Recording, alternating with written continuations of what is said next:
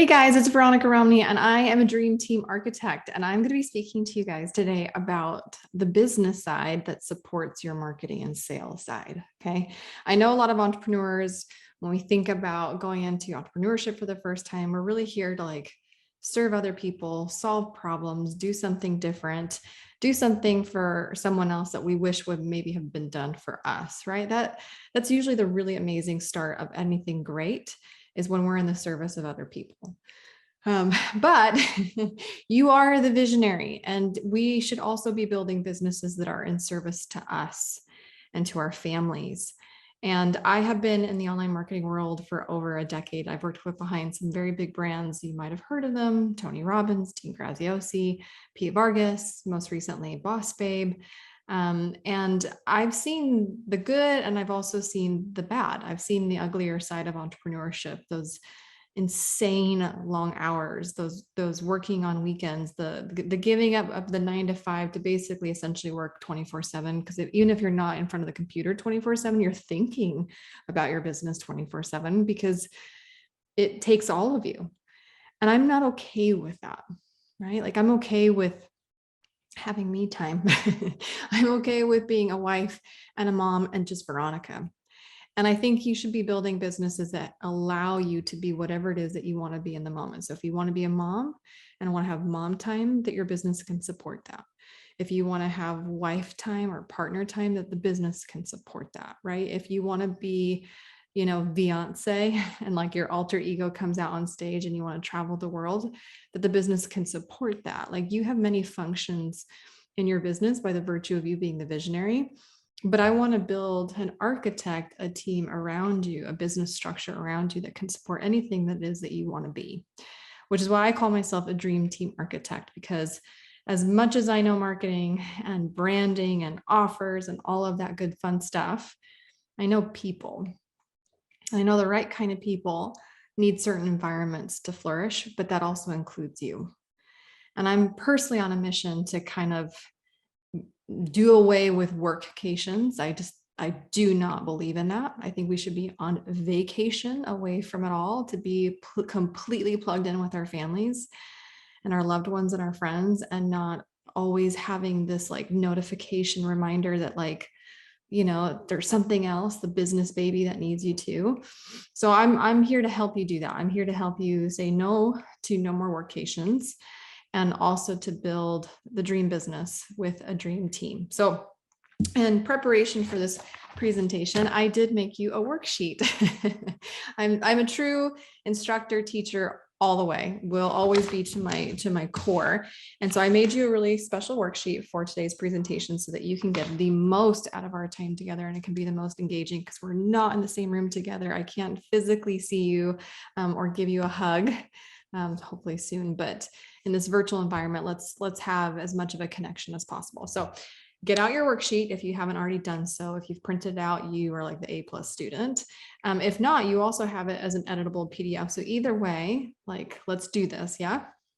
Now, at the very top of the worksheet, it's a quote that I like to say quite a bit to my fractional chief of staff clients. I say a lot how we can build a business alone, but you can't scale it on your own, right? So now we're in the pursuit of building a team and building, like I said, a structure to support the scaling of a business, because businesses are meant to grow and evolve and thrive. It's not really Tony Robbins is pretty famous for saying, if you're not growing, you're dying. And that's just because the cells in your body operate that way too. If your cells aren't growing, they're essentially decaying.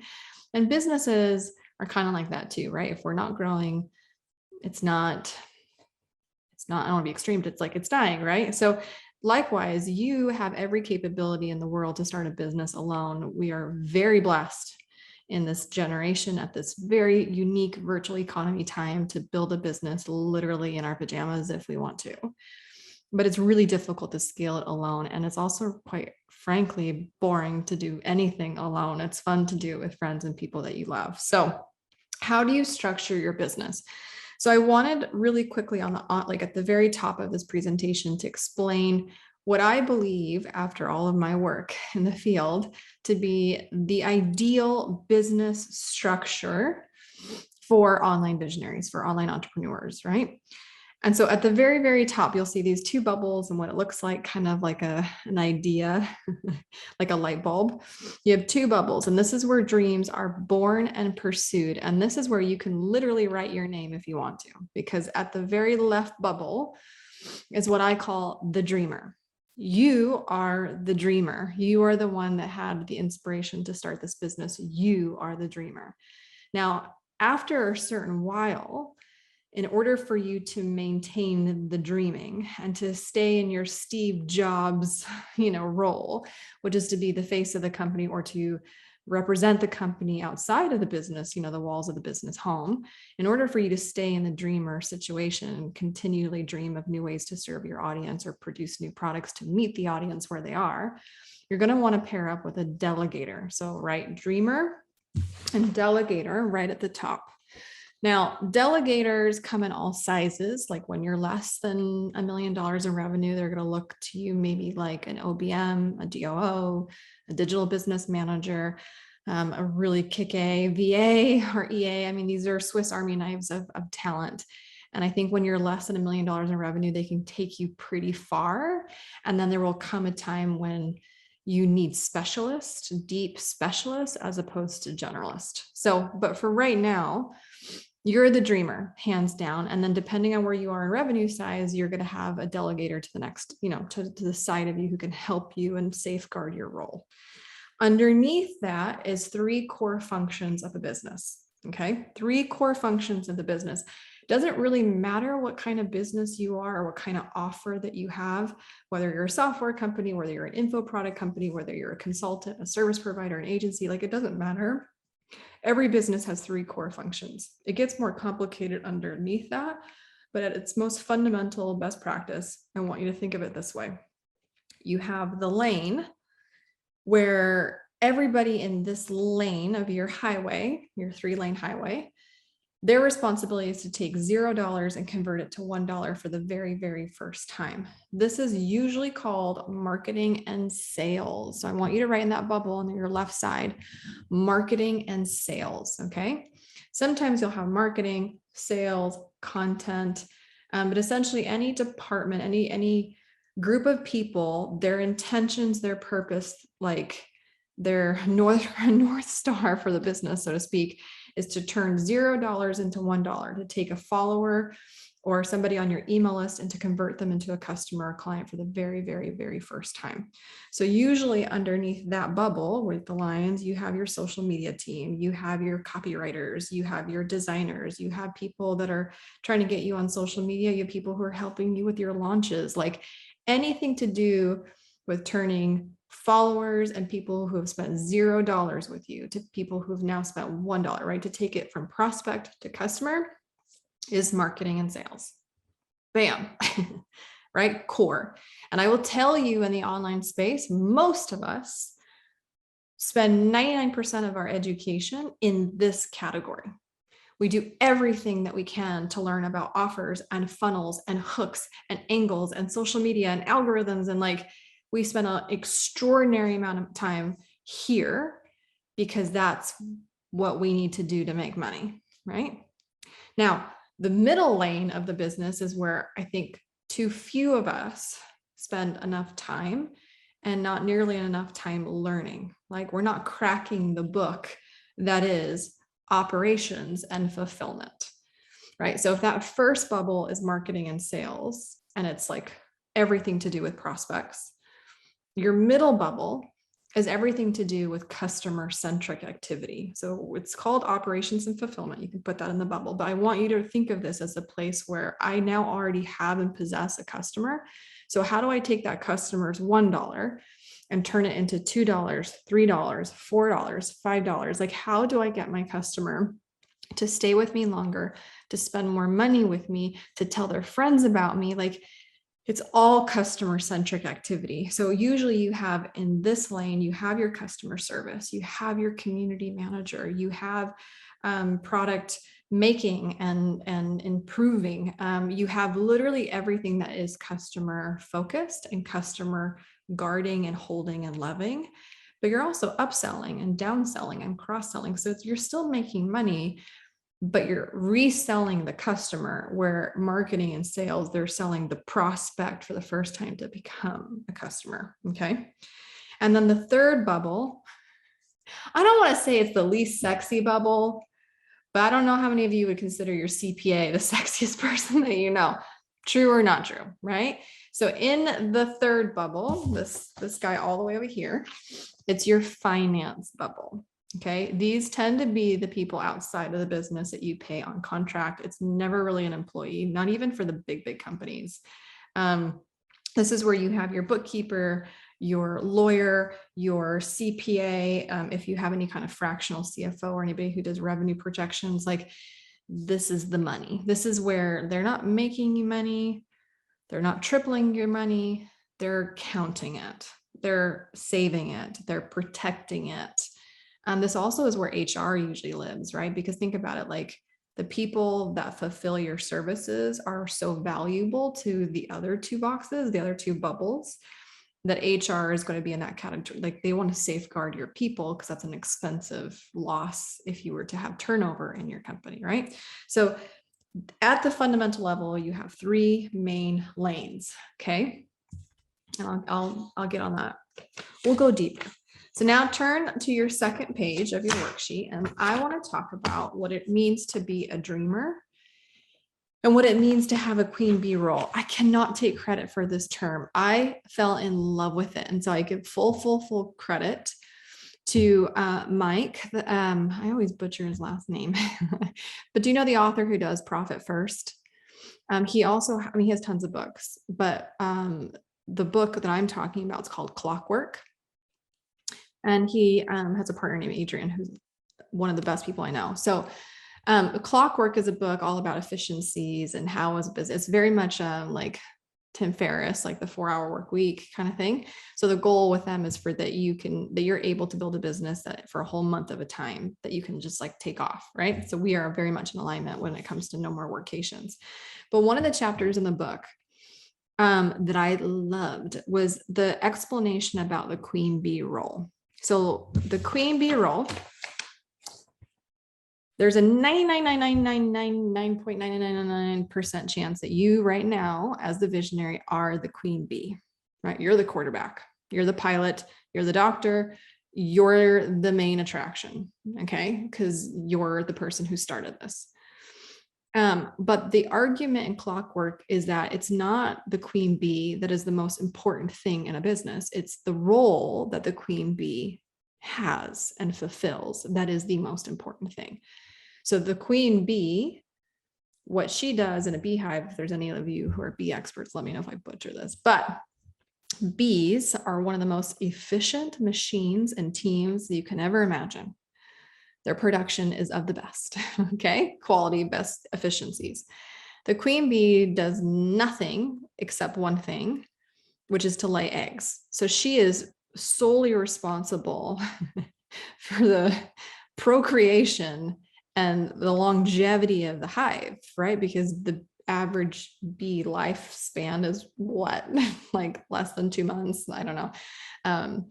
You get what I'm saying, right? So if she's not making and laying eggs, if she's not laying eggs and producing new bees, the hive will cease to exist. The business will cease to exist with it. You could almost like clock it if she stopped doing her function. And apparently beehives, if they lose the queen bee dies or stops producing eggs, they'll leave her because the sanctity and the security of the hive is more important than a single person. It's the role of the queen bee that needs to be protected and guarded at all times. So what is the queen bee role in your business? I want you to write down, it is the most important thing that you can do. Also, what I would argue is your zone of genius, not your zone of excellence or competence or ability, but your zone of genius, something that you do that is the best of the best, that when you operate in the zone of genius, things are aligned and things move smoother than you would if you were just working in your competence or your excellence. You're like, okay, Veronica, translate this for me, which I totally can. So I gave you 4 examples. Let's talk about different queen bees. We have our pilot, we have a doctor, we have Kevin Hart, and we have Tom Brady, the GOAT. So let's talk about the pilot. Of all of the responsibilities and tasks that it takes to fly a plane, like think about everything that goes into it. Somebody's checking in your bag, somebody's issuing you your ticket, there's somebody who's sitting you down, who's serving you water, who's loading up the luggage. There's so much that goes on in the business that is flying passengers, okay? And all of it leads to reviews and word of mouth and happy customers, and they keep coming back to you. Why do we choose Delta over Spirit? Right? All of that.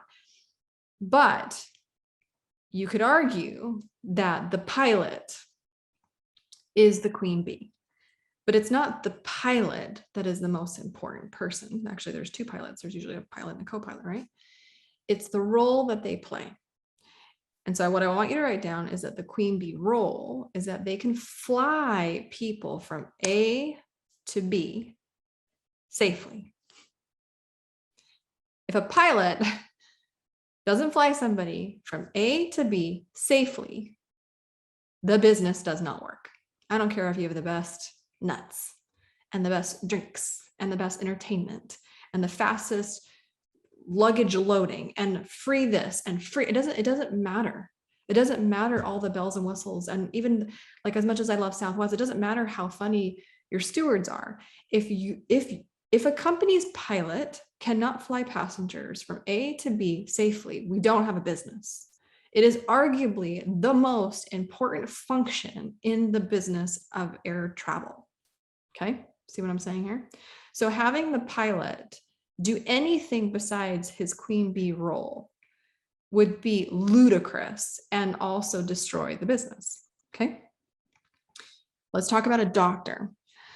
Doctors do a lot. They do a lot beyond all of the schooling just to get to that position, and the maintenance and the keep learning new medical advancements and innovation. Doctors are incredible. Mad shout out and respect to anybody who does this. It is a long, long journey.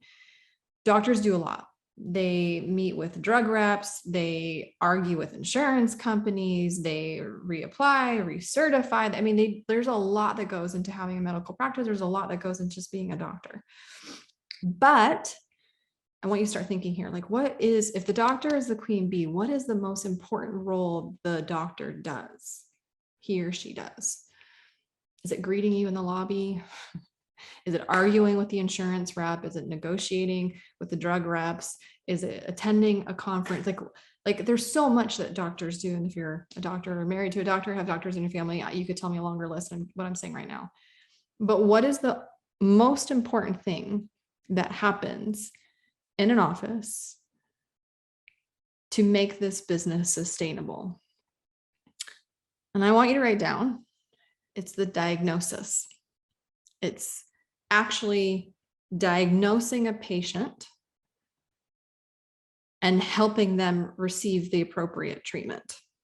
It's like when I go to the dentist, the dental hygienist knows I have cavities. She can see it on the x-ray. She won't tell me that I have cavities. I literally just had this experience. I'm like, you see any cavities? She's like, the dentist will meet with you. It's like, oh, I see how this goes. It's the doctor that tells me the diagnosis of my teeth, of my body, and then can prescribe the treatment, and then can go but it's the seeing of the patient or the diagnosis of the patient that makes everything else run. If the doctor is removed from that activity, the practice doesn't work. The practice doesn't work. It's why some emergency rooms have world-renowned reputations, because they get their patients to see doctors. The doctors and ERs can diagnose the patients immediately, as opposed to sitting in a lobby for 8 hours, getting all the other stuff happening, but it's not the most critical business, like queen bee role. Okay. So let's talk about Kevin Hart. Kevin Hart is all the things, man. He is like triple, quadruple threat. He's in movies, he's podcasting, he's on YouTube, he's all the things. But you can make the argument that his queen bee role is to tell jokes. If Kevin Hart doesn't tell a joke, Kevin Hart is not Kevin Hart, right? And nor does Hart Productions, his company, have a company, right?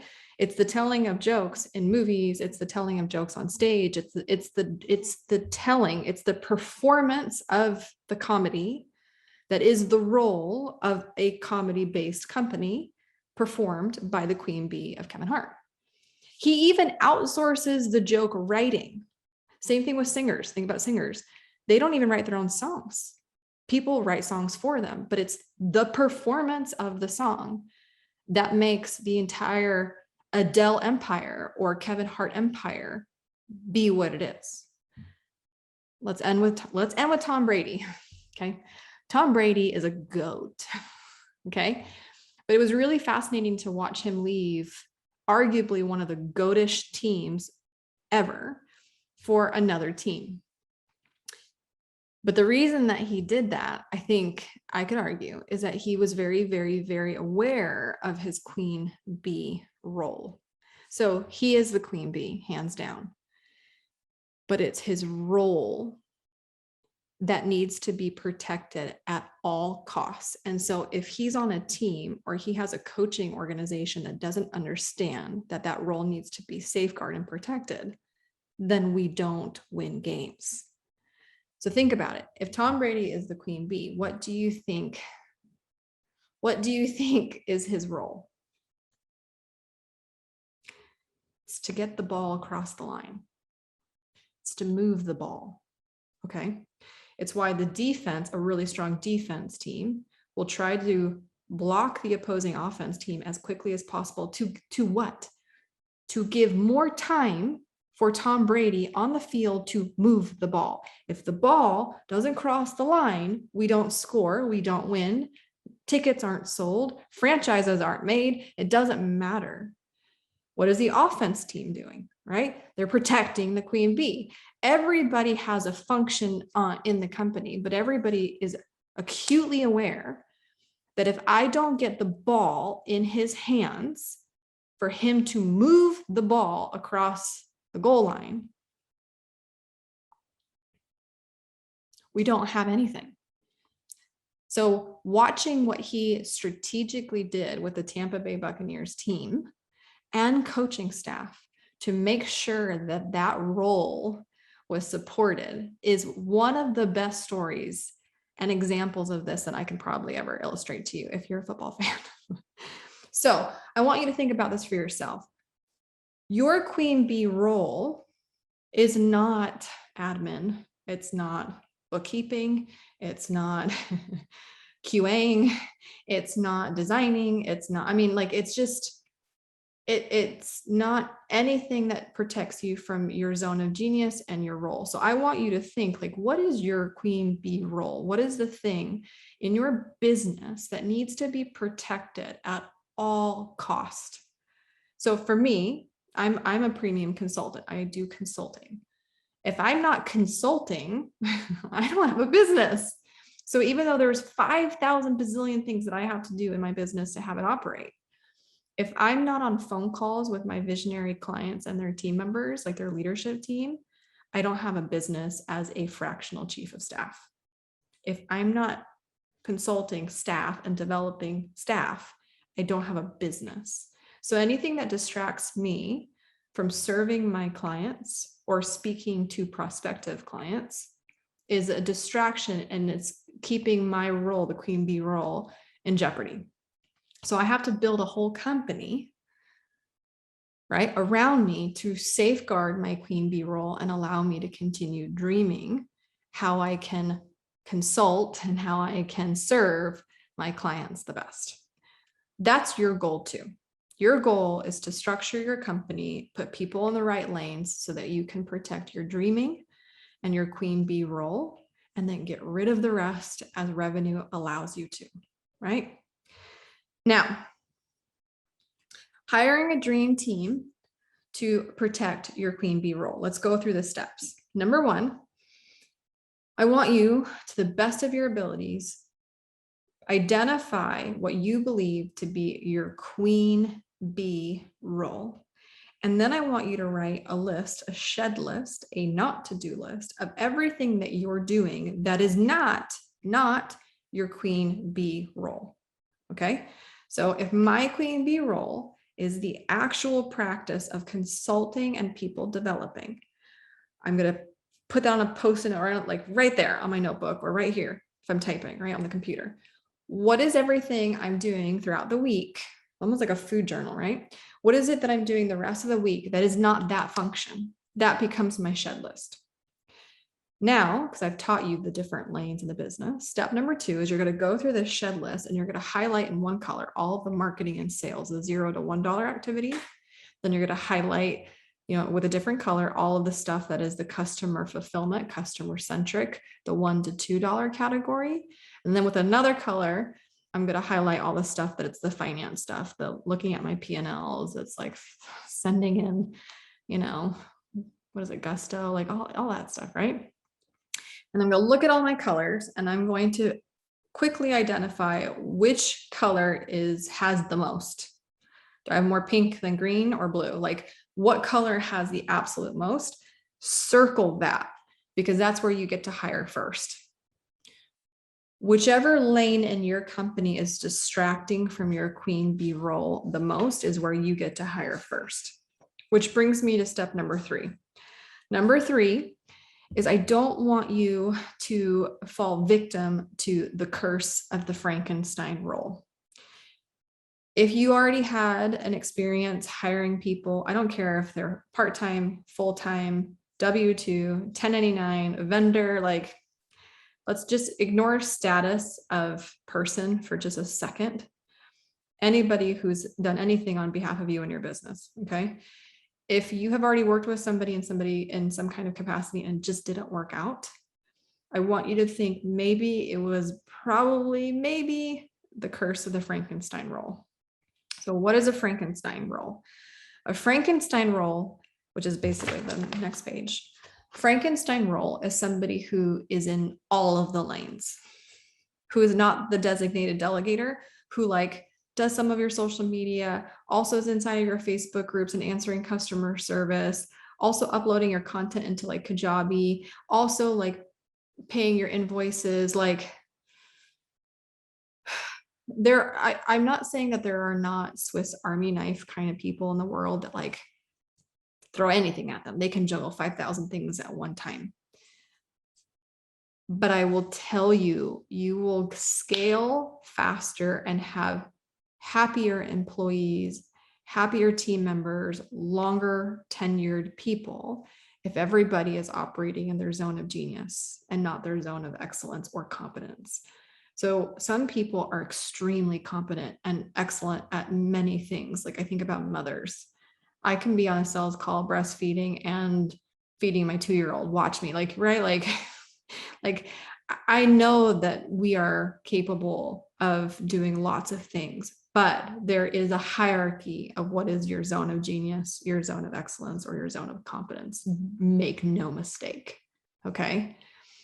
So the Frankenstein role is where somebody is operating predominantly in their zone of excellence or even their competence, but not their zone of genius, which is frustrating and out of alignment, and you risk the disease of unfulfillment. Or in more drastic, toxic work environments, they're constantly underperforming because they don't actually know what the freak they're supposed to do at any given day. What is the priority? Is it to do social media? Is it to do this? Is it they're stretched so thin across the business, especially the 3 lanes, that the employer is unhappy with them. And it seems like everything they're producing is a C+, D-, as opposed to leaving somebody in one lane, in one seat, doing the one thing that they're incredible at doing that gets you the most traction, right? So be careful with Frankenstein roles. I know that between $0 and $1 million in revenue, you probably will have Frankenstein roles. But I rather you have somebody do lots of things inside of one lane than have their responsibility stretched across 3 or 4, 3 lanes of the business or more. So if you're going to have a Swiss Army knife, keep a Swiss Army knife inside of marketing and right brain activity. Don't have them spread between marketing, which is like creative and right brain activity, and operations and left brain activity. If you're going to try to add a lot of things onto a person, try to have it all be the same theme, as opposed to spread across different themes and disciplines. It's much harder for somebody to do that. And maybe that's like there's a light bulb going off for you right now. Like, oh my gosh, I was a Frankenstein role for somebody else and I hated it. Okay, let's not pay that forward with our own teams, right? So last step, fourth step in hiring a dream team and architecting a dream team to support you, the dreamer, to support your queen bee role, to help you scale your business and not be alone, is to filter any new person, any new vendor, any new contractor with my big three. Okay. So my big three is what I've learned in doing what I do is that we stay at places of business for 3 fundamental reasons. It's not the gym membership. It's not, these crazy perks. At the most human fundamental level, it's 3 core things that people stay or they go. Number 1, they love and have pride in what they do. They love and have pride in what they do. Okay, their actual output is something they love and have pride in doing. Number 2, who they work with. So number 1, number 2. Number 2 is who they work with. And 4, we are social creatures. Okay, it's really important, the environments that we're in, the people in that environment, in our fish tank. And number 3, how much they make and are compensated. And I can go through 5,000 examples where I loved my job. I loved what I did. And I had the worst boss ever. And I left. And I was getting paid really well. And I still left. Or vice versa. We've been in jobs where we weren't getting paid.